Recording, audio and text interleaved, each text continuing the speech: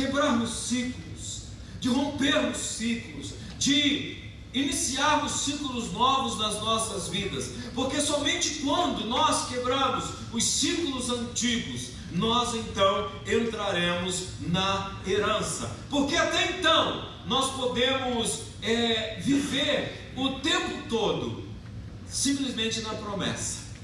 A promessa, na verdade, ela é uma garantia e ela é uma inspiração, mas a herança é o direito.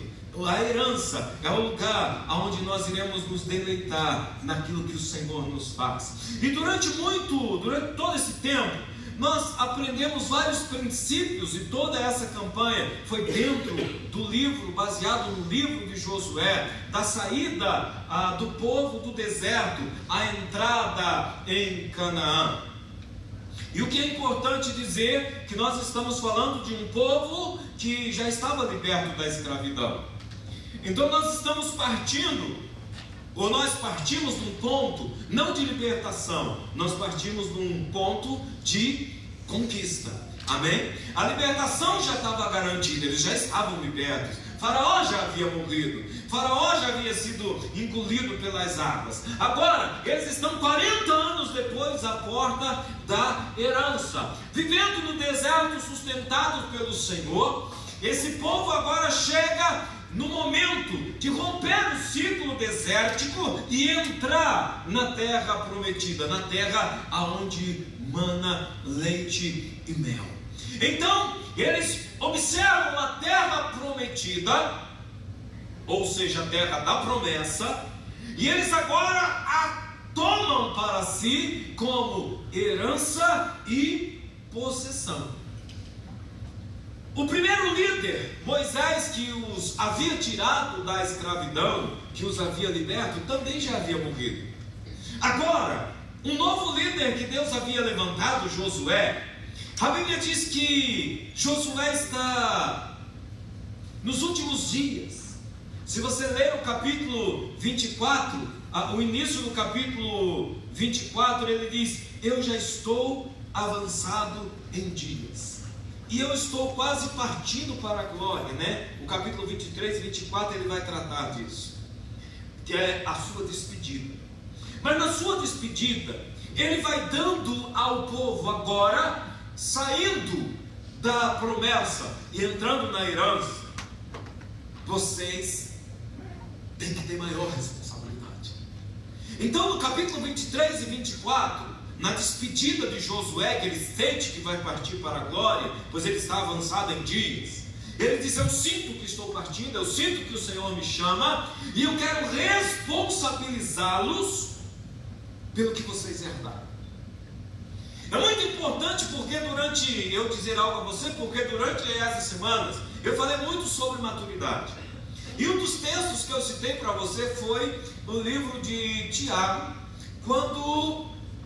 o livro de Gálatas, capítulo 4, quando o apóstolo Paulo, escrevendo aos Gálatas, ele diz assim: olha, o herdeiro, ele é herdeiro de tudo, mas se ele for menino, ainda que seja herdeiro de tudo, ele não tem diferença nenhuma do escravo. Então, nós falamos muito sobre maturidade. Para você sair da promessa e entrar na herança, de fato você precisa amadurecer. E é tão importante saber que Deus levanta líderes, Deus levanta pessoas, Deus levanta homens e mulheres de Deus para nos conduzir até o lugar que o Senhor disse que é o nosso destino. Mas quando chega naquele destino, ou quando aquele homem cumpre a etapa daquilo que Deus disse para ele realizar, então o Senhor responsabiliza o povo e o Senhor recolhe os seus servos. Sempre foi assim na história da Bíblia. Por quê? Porque o nosso Deus, Ele não nos isenta da nossa responsabilidade. O Senhor não nos isenta, amados, de agora eu ter entendimento. E é necessário eu ter entendimento para manter tudo aquilo que eu conquistei. Uma pessoa sem entendimento, sem maturidade, pode perder a qualquer momento tudo que conquistou. Pastor, eu corro o risco de perder? Diga Jó: o Senhor Deus deu, o Senhor Deus tira. Deus dá e Deus toma se Ele quiser. Basta haver uma irresponsabilidade que Deus retira. Josué está falando de algo tão sério, e ele está dizendo: olha, se vocês agirem irresponsavelmente, Deus vai te fazer mal, depois de ter te feito bem. Está no texto que nós lemos. Aí cai por terra aquela tese de que Deus engole tudo, né? O verso 20 diz: se vocês forem irresponsáveis, Deus vai se levantar contra você. O próprio Deus, não precisa nem demônio levantar-se. O próprio Deus vai levantar-se contra você, e Deus vai te fazer mal depois de ter te feito bem. Então presta bem atenção antes de querer pegar a tua herança. É o que Josué está dizendo. Josué ainda está dizendo para eles: com o nível de espiritualidade, maturidade que vocês têm, eu, se fosse vocês, não faria voto nenhum com Deus. Ele disse: olha, não faz voto nenhum com Deus. Outro detalhe: vocês estão vivendo uma vida tão longe da presença que vocês não podem servir ao Senhor. Irmãos, é a pregação mais louca que eu já vi na Bíblia. Que normalmente nós pregamos e dizemos assim: olha, vem para Deus, você vai servir ao Senhor, Deus te aceita. É a primeira pregação na Bíblia que está dizendo assim: não, vocês não podem servir a Deus não. O cara está dizendo assim: ó, Deus é santo, Ele é poderoso, Ele é bom, mas vocês não podem servir para Ele não, vocês não prestam. Você já ouviu uma pregação como essa? Você pensou se eu chegasse aqui agora na igreja dessa igreja, bye bye, estou partindo para a glória e vocês não podem servir a Deus? Misericórdia, pregação doida é essa? Mas por que Josué está dizendo isso para eles? Josué está dando um choque neles. Josué está fazendo eles, amado, despertando neles o temor do Senhor. Porque às vezes, amado, se ouve tanta pregação de que você é amado como você é, de que não importa o que você fizer, quem tem promessa não morre, vai entrar na terra mesmo, você está destinado a viver o melhor, então orava o que você faz, o melhor vai acontecer. Nesse texto eu não enxergo isso não. Nesse texto eu estou enxergando é o seguinte: ó, não faz nem aliança com Deus que Ele te mata. Se não for para viver uma aliança com Ele, Ele acaba com a tua raça, acaba com os teus filhos, arranca a herança de vocês e dá ela para o inimigo. É isso que está escrito aqui no texto. Será que Deus mudou? Não, Deus não muda. Ele é o mesmo. Ele é o mesmo Deus gracioso, Ele é o mesmo Deus bondoso, Ele é o mesmo Deus da promessa, Ele é o mesmo Deus da aliança, Ele é o Deus que não mente, Ele é o Deus que não volta atrás, Ele é o Deus que não é homem para mentir, e tudo que Ele te prometeu dentro da aliança, Ele faz cumprir. Amém, meu Senhor. Só que eu quero que você entenda que essa aliança, ela é uma via de mão dupla. É uma aliança, amado, dentro de um concerto. É uma aliança, amado, que ela não é solitária. É uma aliança conjunta. Amém, meu Senhor. Então, se eu nunca quebrar essa aliança, Ele vai cumprir. Amém, meu Deus. Pastor, e se eu quebrar a aliança? Deus está simplesmente livre do concerto, do pacto. Verdade. Quando você quebra uma aliança com Deus, você está dizendo para Ele: Senhor, faça se quiser. Senhor, me abençoe se quiser. E aí eu te digo: por mérito, eu não recebo. E aí, amado, eu entro num processo de decadência. Porque de repente eu posso começar a perder tudo. Por quebrar a aliança, por não entender o que é que está acontecendo comigo, aonde eu estou, por que Deus me chamou, por que Ele me colocou, por que Ele me fez entrar na terra prometida. Josué diz assim: olha, duas coisas é necessário para vocês se manterem fiéis. Josué dá uma chave. Aqui no verso 14, ele fala sobre o temor e o serviço. Diga comigo: temor e serviço. Temor ao Senhor e serviço ao Senhor. Essas duas coisas, amado, me tornam responsável. O que vai tornar alguém responsável é o quanto que você está envolvido no reino e o quanto que você teme o Senhor do reino. O que vai me tornar maduro e responsável, vou repetir para você entender, é como eu sirvo ao reino e como eu temo ao Senhor do reino. Quando eu tenho, amado, esse entendimento, isso por si só já me traz maturidade. Amém, meu Deus. Você se lembra que a Bíblia diz que o temor é o princípio da sabedoria? Do entendimento, da maturidade. O serviço ao reino vai me manter ocupado, vai manter mente e coração conectados. Amém, meu Deus. Quando, amado, eu perco o temor e eu já não quero servir, eu estou entrando numa rota de colisão perigosíssima. Por quê? Porque Deus pode sair de cena. Verdade. E se Deus sair de cena da vida de um homem, não importa quanta promessa ele fez. O Moisés, quando estava orando para Deus ter misericórdia de Israel, que Deus queria acabar com todo mundo, Deus disse para Moisés: Moisés, eu terei misericórdia de quem eu tiver misericórdia, e eu não terei misericórdia de quem eu não tiver misericórdia. Eu dou a vida e eu mato. Declaração de Deus. Então, Moisés, fica na sua, que eu faço o que eu quero. E Moisés disse: não, Senhor, mas o que vão dizer de ti e tal? E Moisés continua em intercessão e o coração de Deus se abre. Amém, maravilha. E o coração de Deus amolece e diz assim: tá bom, Moisés, por causa da tua oração eu não vou matar esse povo. Então, amado, nós estamos falando de um Deus terrível. Aleluia, lindo. Ele diz assim: olha, Senhor. lembre-se da idolatria. Presta atenção. Ninguém que tem algum tipo de idolatria vai desenvolver temor e serviço. Se houver idolatria, isso vai prejudicar tremendamente o teu temor ao Senhor e o teu serviço ao Rei. É por isso, amado, que para que o temor venha, para que o serviço aconteça, tem que haver uma decisão. E quando eu falo de idolatria, não estou falando só das imagens idólatras. Eu estou falando, amado, de tudo o que toma o lugar de Deus.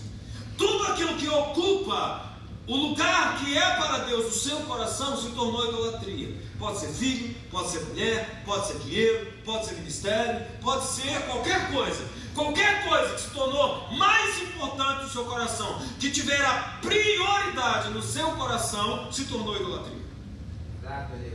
Quando alguma coisa se torna idolatria, o temor é perdido.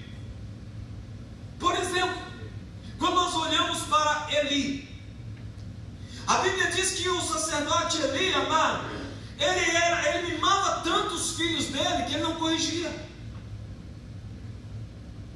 Ele amava tanto os filhos dele que os filhos deles faziam o que queria e ele não os corrigia. Por quê? Porque idolatrava os filhos. Então ele perde o temor, e com isso, toda a herança. Havia herdado um sacerdócio e perdeu. Ele e os seus filhos, com morte. Porque é assim que Deus age. Então, durante toda essa semana, nós aprendemos que há uma herança disponível. Diga para o teu irmão: há uma herança disponível. Sim, há uma herança disponível. Deus fez essa promessa. Se Ele fez a promessa, irmão, Deus não está se candidatando a Deus. Deus não está se candidatando ao posto de Deus, então por isso que Ele fez promessas para você votar nele. Não, isso são os caras aqui da terra que fazem isso. Quando eles estão querendo ganhar alguma coisa, eles prometem e prometem. Eu não sei se você já viu, está acontecendo a disputa presidencial no Brasil, mas cada promessa doida, que você fala assim: meu Deus, olha, essa pessoa tem super powers, né? Tem super poderes, porque fazer isso aí no Brasil em 4 anos é super power. Né? Então a pessoa quer ser eleita, mas Deus não está disputando nenhuma eleição, nem a do seu coração, não. Quando Ele faz promessa, é simplesmente para te dar esperança e te mostrar o caminho daquilo que Ele já preparou para você. Deus amado, Ele não está prometendo algo que Ele vai preparar, que Ele um dia vai trabalhar para que isso se realize. Não, tudo que Deus promete já está pronto. Preste atenção no que eu estou dizendo. Tudo o que Deus promete para você já está pronto. Amém. O que vai acontecer é a jornada de você entrar naquilo que já está pronto. E até aquilo que você não vê, Ele chama a existência, porque lá na eternidade já é. Porque a Bíblia diz que a fé de Deus é esta: chama o que é aquilo que ainda não é, que não é para nós, mas para Ele já é. Então na eternidade já está tudo guardado. Então tudo já existe em Deus, nele mesmo. Todas as coisas existem nele.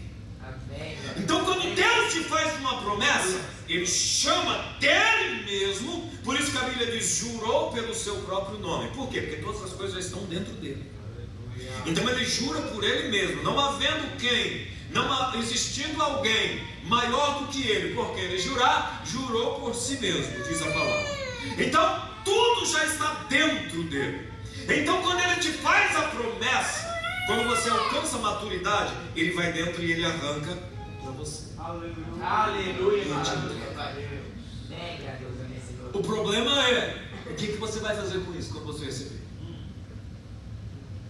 O que você vai fazer com a promessa? O que você vai fazer com a herança quando a promessa se transformar na herança tua? Porque Ele é poderoso para qualquer momento chamar a existência e te colocar dentro dela. O que você vai fazer com isso quando você receber?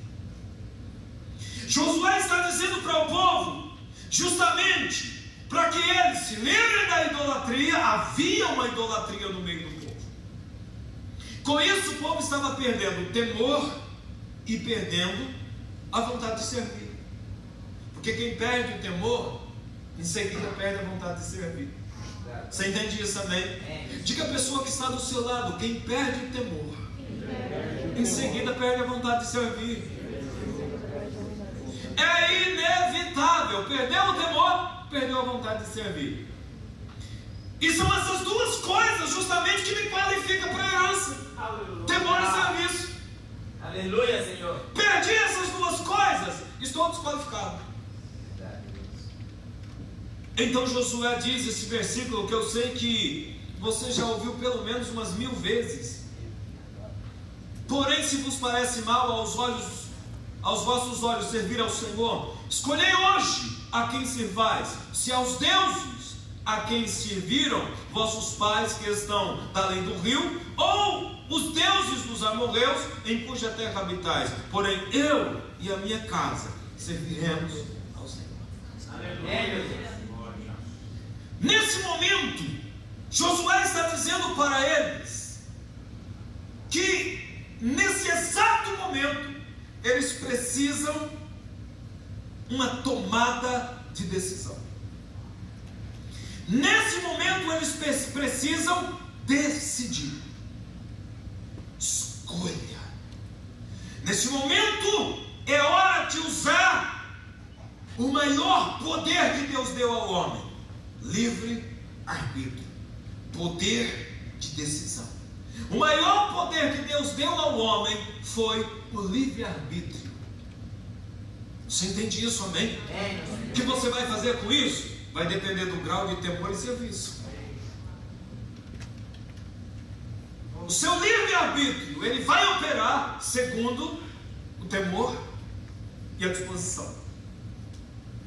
Porque a disposição fala de serviço. O que foi que qualificou Josué para ser o líder nessa etapa da herança? Você se lembra que nós começamos a campanha com isso? Josué capítulo 1.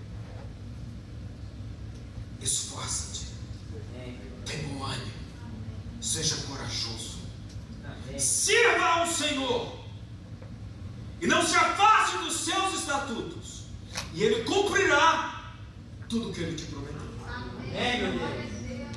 O que qualificou Josué para ser o cara que ele foi o temor e o serviço. Josué está ensinando para eles o segredo de chegar aonde Josué chegou. Amém. Você sabe que no reino o melhor vinho vem depois, né? Você lembra de Caná da Galileia, o casamento?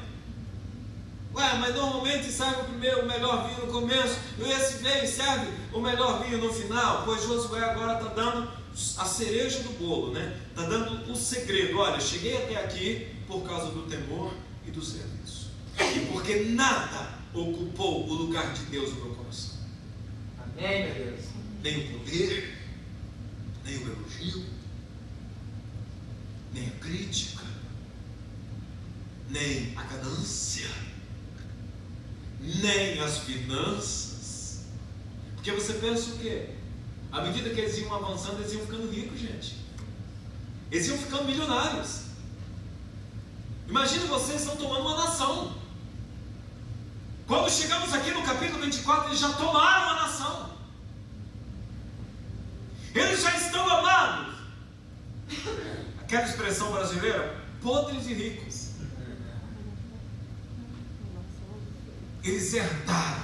Aleluia. E o Senhor diz: terra que vocês não plantaram, casas que vocês não construíram, cidades que vocês não edificaram, tudo como herança. Que herança fala exatamente disso. Você pegar o que você não plantou, você colher aonde você não plantou, você usufruir do que você não construiu, e você governar o que você não edificou. Isso é herança. Para isso, temor, serviço. Amém, meu Deus, amém, Senhor. Quando Josué está dizendo isso, ele está dizendo, quando ele diz: eu e a minha casa serviremos ao Senhor, guarde isso para a eternidade. Ele está dizendo e revelando que no meio do caminho e no meio da conquista, Josué, quando ele diz: eu e minha casa serviremos ao Senhor, ele está revelando que no meio do caminho e com toda a conquista que ele alcançou, ele não perdeu, ele não sofreu perda de autoridade. Amém, meu Deus. Eu e a minha casa respondo por ela. Eu não perdi a autoridade. Eu não cheguei aqui desmoralizado.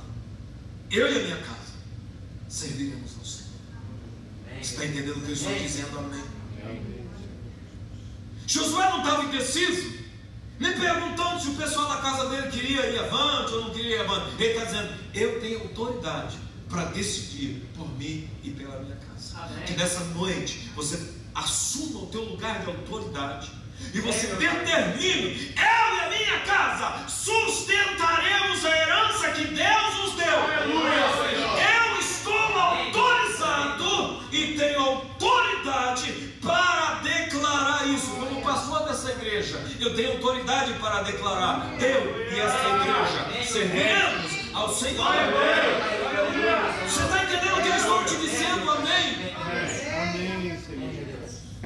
Josué está concluindo, querido, o seu trabalho de forma extraordinária. Ele está concluindo o seu trabalho de forma, amado, que não há manchas, de forma, amado, que não há mau testemunho. Aliás, eu não sei se você sabia, mas Josué não se chamava Josué. Josué, quando ele saiu do Egito, ele chamava-se Oséias. E foi numa batalha, e o jeito que ele lutou naquela batalha, em Êxodo 17, que ele teve o nome transformado para Josué. Oséias, filho de Num, no capítulo 13 de Números, se eu não me engano, capítulo 13 de Números, Josué, ele não era Josué. Lembra dos espias que foram mandados? Olha que coisa interessante. ele foi mandado como Oséias. Oséias, o nome Oséias no hebraico significa salvação.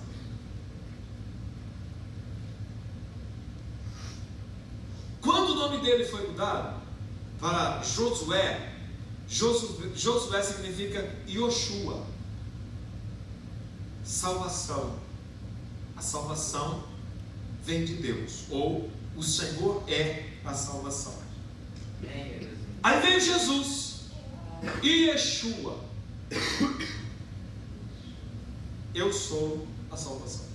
Amém, meu Deus. Amém, Senhor. Você está entendendo, amém? Aleluia, Pai.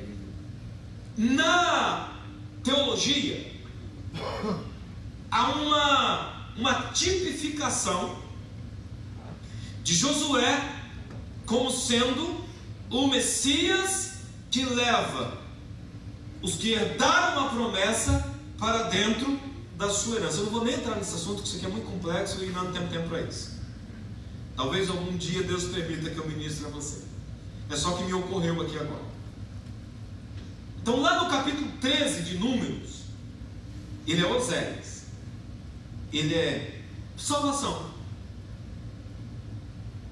Para ele não seguir a carreira achando que ele era salvação, o nome dele foi mudado. O Senhor é salvação. Amém, Pai de Deus. Aí veio Jesus, eu sou a salvação. Aleluia, Deus. Aquele que vai te levar da promessa para a terra prometida. Aquele que vai fazer com que a promessa se transforme em herança. Note que aqui há um paralelo.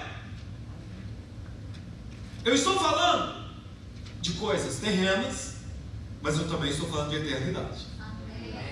Eu estou falando de um Yoshua aqui na terra, e estou falando de um Yeshua no céu. Então você tem vida aqui na terra, e você tem vida lá no céu. Então você tem herança aqui na terra, e você tem herança lá no céu. Você está entendendo o que eu estou dizendo? Você tem herança aqui na terra, você tem lugar de governo aqui na terra, você tem autoridade aqui na terra, dada por Jesus, Lucas 10:19. Mas você também tem o reino celestial, e eu oro a Deus para que você seja um dos escolhidos. É, meu Pai, é, meu Pai. Porque a Bíblia diz que Meu Pai. os escolhidos estarão julgando, ajudando a julgar, meu Deus. Amém. Ajudando a julgar no dia do juízo. Oh, Jesus, misericórdia. Põe gente bem boazinha lá, Senhor. Põe alguém que me ama, Senhor.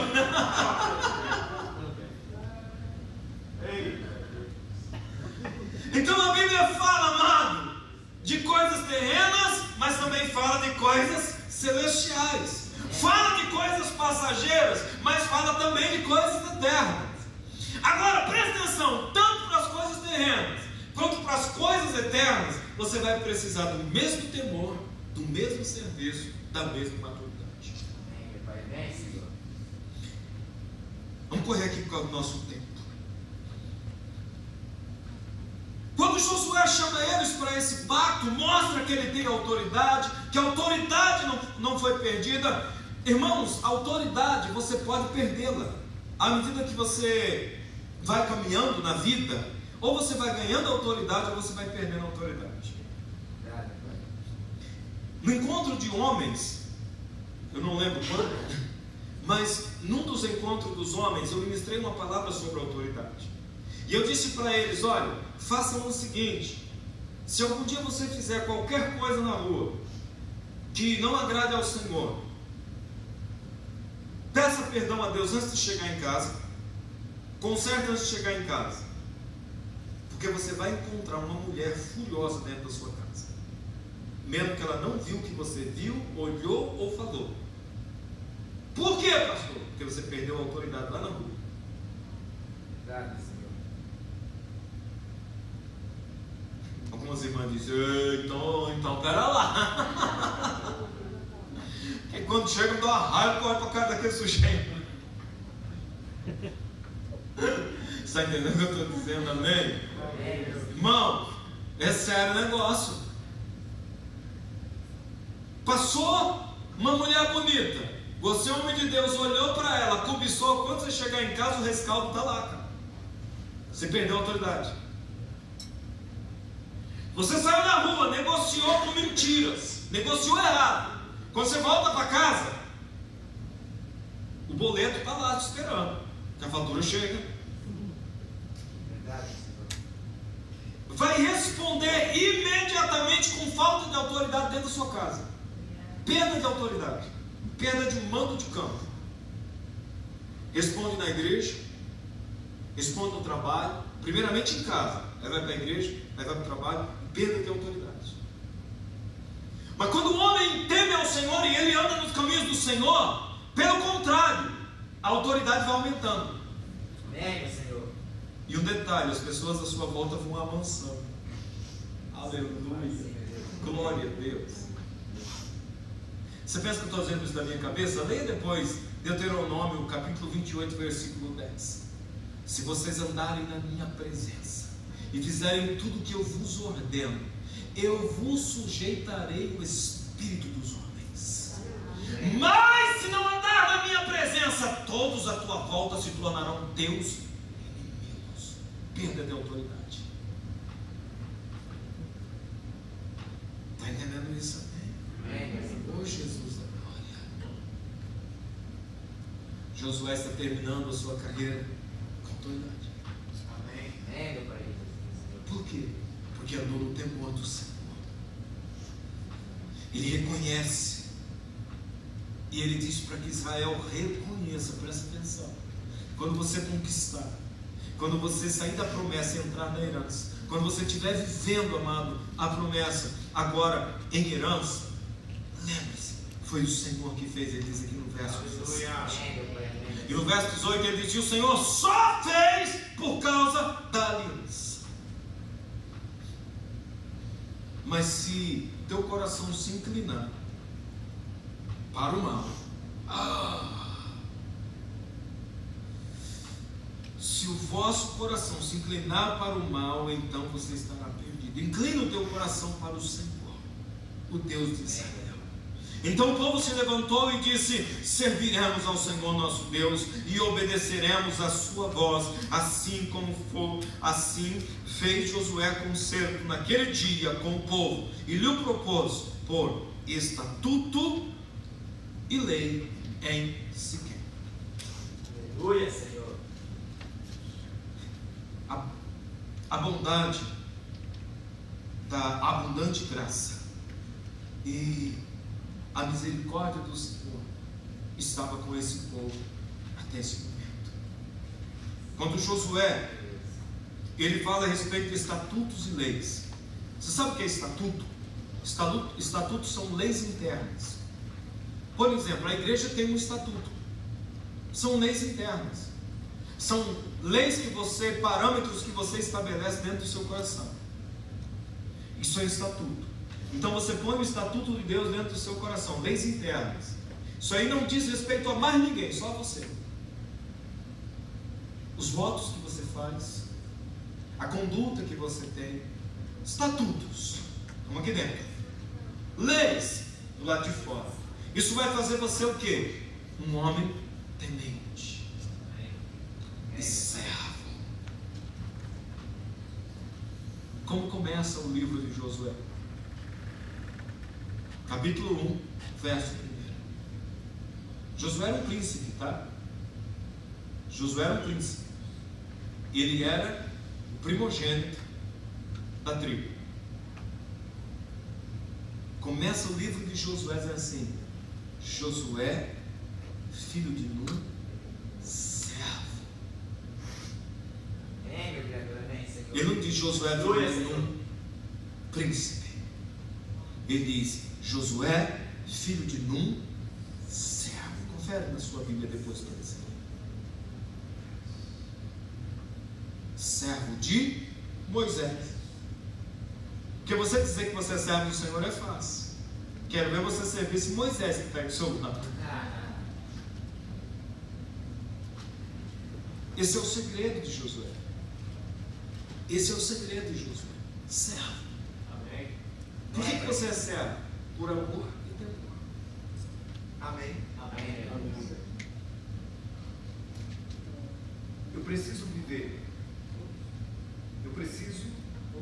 bateria nova. Eu preciso viver de tal maneira que eu me torne dependente de Deus todos os dias da minha vida. Não se esqueça disso. Eu quero encerrar essa campanha com esses princípios de Deus para a sua vida, que foram muitos durante todo esse tempo.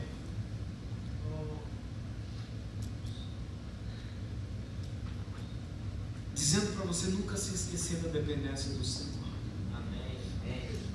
Há muito tempo atrás, eu li um livro de Patrick Morley. Ele conta uma experiência missionária muito interessante, e com isso nós vamos orar. Ele diz que uma turma de homens foram fazer missões no Haiti. Todo mundo sabe que o Haiti é um país miserável.